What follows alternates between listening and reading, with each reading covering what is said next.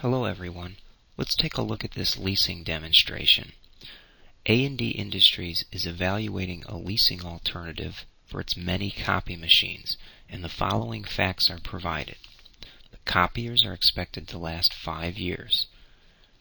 If A&D purchases the copiers, it will use the straight line method of depreciation for both financial reporting and tax reporting purposes. A&D can borrow the entire purchase price of $600,000 at 12%, making simple interest payments at the end of each year, and then they must pay off the entire balance at the end of the 5th year. Another fact, A&D can also lease the equipment by making end-of-year payments for 5 years in the amount of $160,000 per year.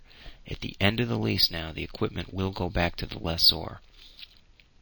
Okay, maintenance costs associated with copy machine ownership are estimated to run $3,500 per year, and they have a combined tax rate for state and federal purposes of 36%. Okay, we need to compute the net advantage to leasing, if there is one. Okay, we have the time frame in front of us. Let's just take a look and see what we can come up with.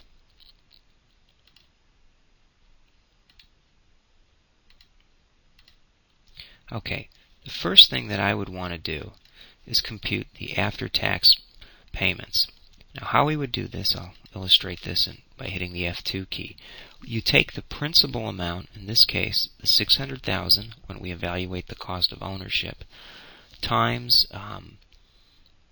the appropriate payment to make, in this case 12%, and then times 1 minus 36%. Now you could do this in a couple steps. You could determine the payment amount and then compute what the tax savings are, or you can do it in one step by coming up with the after-tax loan payments, as I've done. Okay? Alright, the next thing to consider would be the principal payment in full, which is $600,000, the cost of the copy machines at the end of the 5th year. Okay, then we need to consider the after-tax cost of maintenance. So, in this problem, we take the $3,500 maintenance cost we expect to pay times 1 minus the tax rate, because that really reflects the out-of-pocket cost we would incur. And again, you could do this in 2 steps by listing the maintenance cost and then computing the tax shield from those costs, or the taxes that would be saved because we've lowered our net income, and put the net amount in there. But I've done it in one combined calculation on one row. Okay, after we have the after-tax cost of maintenance consider, we also need to consider what I call the depreciation tax yield. I believe our text refers to this as the tax savings from depreciation. Okay, so how do we compute that? I hit the F2 button and you can see the formula. We take the $600,000 cost divided by 5 to come up with the annual straight line depreciation, then multiply that times the tax rate, the 36%, and that computes the tax savings. Now the reason why that's a positive number is depreciation expense doesn't impact cash flow, but the savings from recording the expense does impact. It lowers the amount of taxes we would otherwise pay had we not gone ahead with purchasing the copy machines. Okay, and once we have that, then I believe we have enough to compute the net cash flows. Okay, so all we need to do is sum our cash flows from above. And then the final step would be to determine the present value. Oh, and really that belongs in that cell. Let me make this slightly bigger so we can see the numbers. Move this one slightly behind. Okay, because we're evaluating that alternative now, and it is period 0, not at the end of the first period, so it really makes sense to drop it in that column. Okay, well, how did we come up with that present value? I use Excel's NPV formula, which allows us to determine the present value of an uneven stream of payments. We would take the net present value at a rate of 12% times 1 minus the tax rate. So we're looking at this in terms of the after-tax rate. That would be the appropriate rate to use. And then we put in the cash flows, which appear at the end of period 1 through period 5. Now there's nothing to add back or to subtract out from the current time period, because in this case there's no out-of-pocket cash that needs to be paid in this problem at the time of entering into the ownership of the copy machine. Okay? Now, the other thing we want to look at is the cost of leasing. Okay, we need to evaluate that. Now let me slide down so we can see that a little bit. Let me make this a little bit smaller. Okay. Now, with the cost of leasing, what the only cost we have in this problem is the after-tax cost of leasing itself. Okay, how did we come up with that amount? It's the $160,000 entered as a negative to show that it's an outflow times 1 minus the tax rate, because that would be our net after-tax cost of cash flows that actually would go out of pocket. Okay? And that's the only cost we have with the leasing arrangement.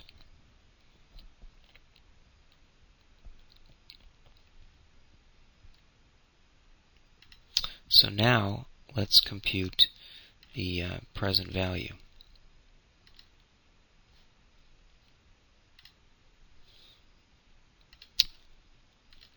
Okay, now again, this one really does belong here. And I'm using the exact same formula from above. The net present value at the after-tax cost, which is the 12% cost of borrowing, times 1 minus the tax rate, and then we put in the cash flows from leasing above. Okay, well, if we've done that, let me slide down a little bit, then we can compute the difference. Let me hit cancel here, and I want to move this one over. And the net advantage to leasing is simply the difference between the cost of leasing and the cost of ownership. So just a subtraction with Excel, and it turns out that there is an advantage to leasing based on the life of this arrangement or this contract of $22,745. Okay, now the only item that I can think of that isn't modeled in here is any salvage value of the equipment. Okay? And I think in our problem we indicated that the copiers are expected to last 5 years. Now that may not be a realistic assumption, but it makes the problem simpler and easier to model. If by chance there was a residual value, we would lower or have to add in another residual value for the salvage value of the equipment at the end of period 5, and then that would change the after-tax cost.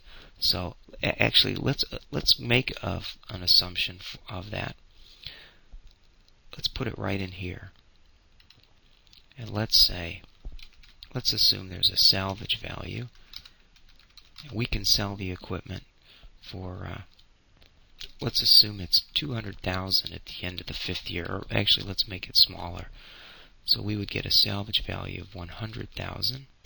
Now, since we fully depreciated it, we would have to pay tax on that, so we really would only get 1 minus the tax rate. Okay, now I know that slid off your screen a little bit. Put this in. See if I can slide a little bit here. Alright, what I'll do for a minute is shrink that, and then I think you can see the salvage value.